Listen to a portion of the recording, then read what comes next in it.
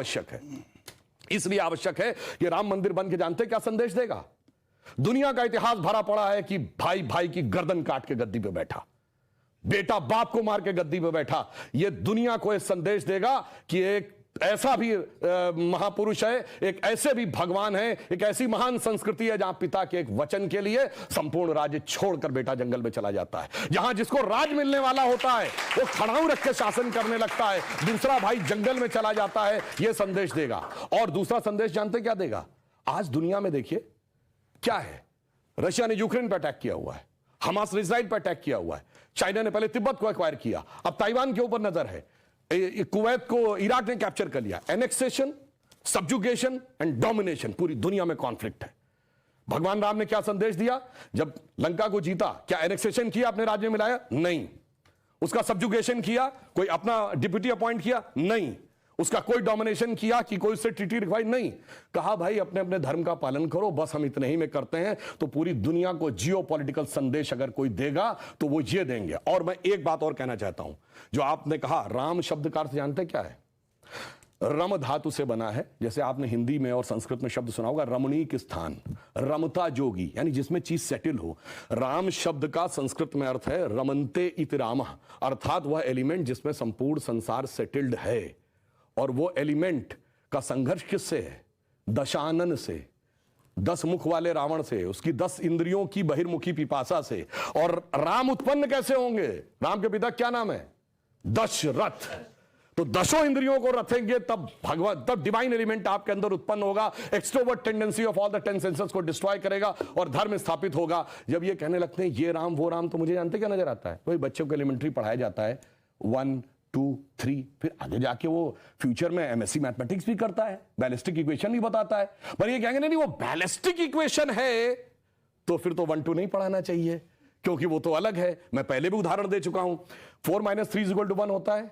आप सब ने जब क्लास 2nd 3rd में एडिशन सब्सट्रैक्शन सीखा होगा, आप 3 - 4 करते टीचर डांट देती थी।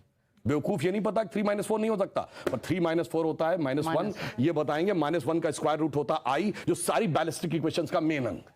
तो उस लेवल पे पहुंचिए तो समझ में आएगा जिसको आप कह रहे हैं बचकाना है वो कितना आलीशान है। ये जाके समझ में आएगा। डॉक्टर कलाम से पूछिए तो -1 के स्क्वायर रूट का अंतर समझ में आएगा। तो राम की कथा बहुत गहरी है और इसीलिए रामचरितमानस क्यों लिखा है? राम के चरित्र को मन में धारण करिए। रावण हर चीज में राम से बड़ा था जब राम लीला कर रहे थे। वैसे तो वो ईश्वर है, हर चीज में बड़ा, पैसे में बड़ा, उनके पास सोने की लंका, उसके पास रावण रथी विरत रघुवीरा। अगर देखा जाए पावर में उनसे ज्यादा बड़ा, 10 आदमियों की ताकत उसको, उनसे बड़ा पंडित मुस्सा जोधा और ना कोई दूजा है। अपने शीशों को काट काट शंकर को मैंने पूजा। वो कहता इतने बड़े पुजारी तो राम भी नहीं थे। फिर किस कारण से वो हार गया? चरित्र में राम बड़े थे। इसीलिए तुलसी ने कहा रामचरितमानस। और चरित्र की याद दिलाएगा यह मंदिर, जो सिर्फ भारत के लिए नहीं पूरी मानवता के लिए श्रेष्ठतम मानवीय मूल्यों का प्रतीक होगा। इसलिए 21वीं सदी का महान भारत बगैर राम मंदिर के संभव नहीं था। इसीलिए अमृत काल के उषा काल में राम मंदिर उभर के सामने आ रहा है। बहुत अच्छी बात आपने कही, लेकिन आपने जो बात की सिया राम, सिया के बिना राम, सिया के बिना राम, मैं यही सवाल पूछ, सीताराम येचुरी जिनके नाम में भी सीता भी है राम भी है, अब उनको दिक्कत है, उनको लगता है ये हमारे कॉन्स्टिट्यूशन के खिलाफ। मैं उसका भी जवाब दे दूं। देखिए बहुत लोग कहते हैं कि सिया राम, जय सिया राम बोला जाता है। नहीं, हमारे बोला जाता सियावर रामचंद्र की जय। भगवान का नाम लेकर नमः पार्वती पतये हर हर महादेव। मगर यहां पे क्या है? तो रामलला का मंदिर है। अभी तो रामलला है, बालक हैं। जब बड़े होंगे, विवाह होगा, तब सिया राम होंगे ना। अभी तो श्री राम ही है, रामलला है। तो जब राम मंदिर का बात आएगी, रामलला का मंदिर में तो जय श्री राम ही होगा। जब वो बड़े होकर राजा राम बनेंगे तो जय सिया राम होगा। और जय Shri Ram is a battle cry, ये भी कुछ लोग कहते हैं। सीताराम येचुरी जिन्होंने कहा कि ये हमारे संविधान के खिलाफ है कि इस तरह से पूजन हो, इस तरह से उद्घाटन हो। भाई निमंत्रण आता तो दिक्कत, नहीं आता तो दिक्कत, दोनों तरफ मोदी की दिक्कत। गुस्सा राम पर क्यों? नविका जी, मैं तो मर्यादा पुरुषोत्तम राम का उपासक हूं। मेरा नाम ही पवन कुमार है तो मैं तो उनके साथ ही हूं।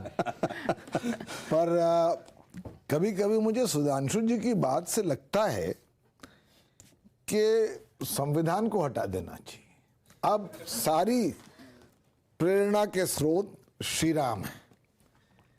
मतलब इस देश में, इस महफिल में, इस अंजुमन में बहुत से ऐसे लोग हैं जो श्री राम को भी मानते हैं और चिदानंद रूप शिवोहम शिवोहम को भी मानते हैं, देवी को भी मानते हैं।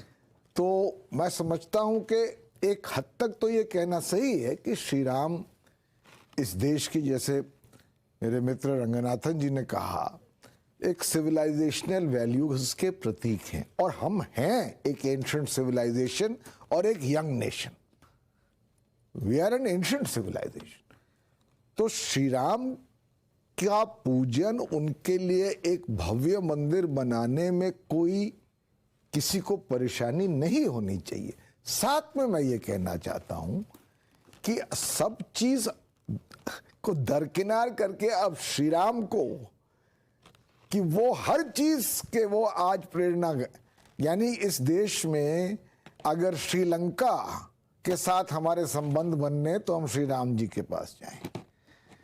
ऐसा भी नहीं होना चाहिए। देखिए, क्योंकि मैंने शुरू में ही कहा नाविका जी, श्री राम का असल स्वरूप ब्रह्म है, जो आप में भी है, हम में भी है, हर संप्रदाय में, हर समुदाय में है, सब में है।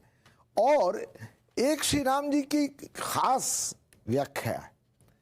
जब उनकी पैदाइश होती है, तुलसीदास लिखते हैं, भय प्रगट कृपाला दीन दयाला।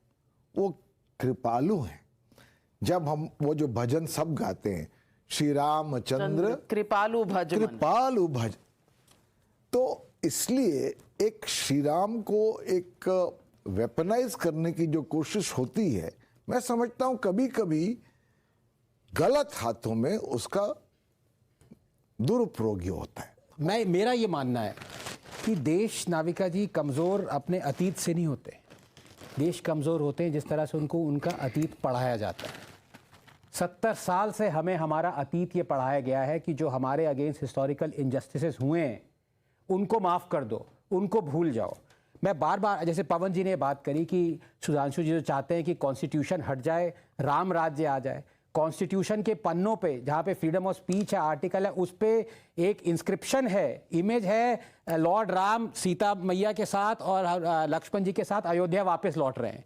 कॉन्स्टिट्यूशन में इमेज है।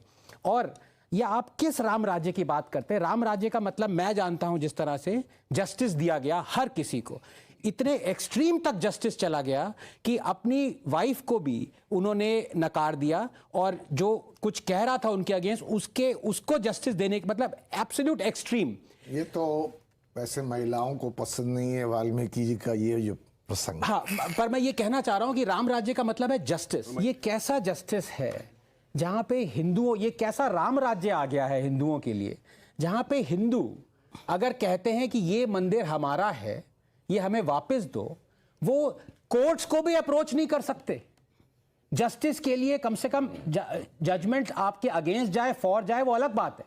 यहां पे तो आपने प्लेस ऑफ वर्शिप एक्ट लगा दिया है राम राज्य में, जहां पे आप कोर्ट के पास भी नहीं जा सकते। ये कैसा राम राज्य है जहां पे आपने सिर्फ टेंपल्स को कंट्रोल किया है, जहां पे 7 लाख हिंदूज अपने ही देश में, मेजॉरिटेरियन स्टेट में, हिंदू राष्ट्र में रेफ्यूजीज हैं। हिंदू ऐसे राष्ट्र बहुत मत सारे- बोलिए, ऑब्जेक्शनेबल है। और हिंदू राष्ट्र से बहुत तो बोल चुके हैं कि पर हाँ मैं हाँ बस- ठीक लेकिन है। सैम पिट्रोडा जी कहते हैं कमलनाथ के फॉलोअर है। नहीं मुझे बिल्कुल नहीं, मुझे मगर मालूम था कि हिंदू नरेंद्र धर्म मोदी को जी के सनातन फॉलोअर धर्म का हैं। उन्मूलन में कमलनाथ के फॉलोअर कब से हो हाँ, गए? एक चेहरा ये है और एक चेहरा है इरेडिकेशन ऑफ सनातन धर्म। बस मैं आपको खत्म कर- कमलनाथ दोहरे में के निपट रेफरेंस की गए जरूरत भाई। नहीं नहीं, पड़नी पर चाहिए। हिंदू राष्ट्र आपने कहा तो मैं कह रही हूँ, इस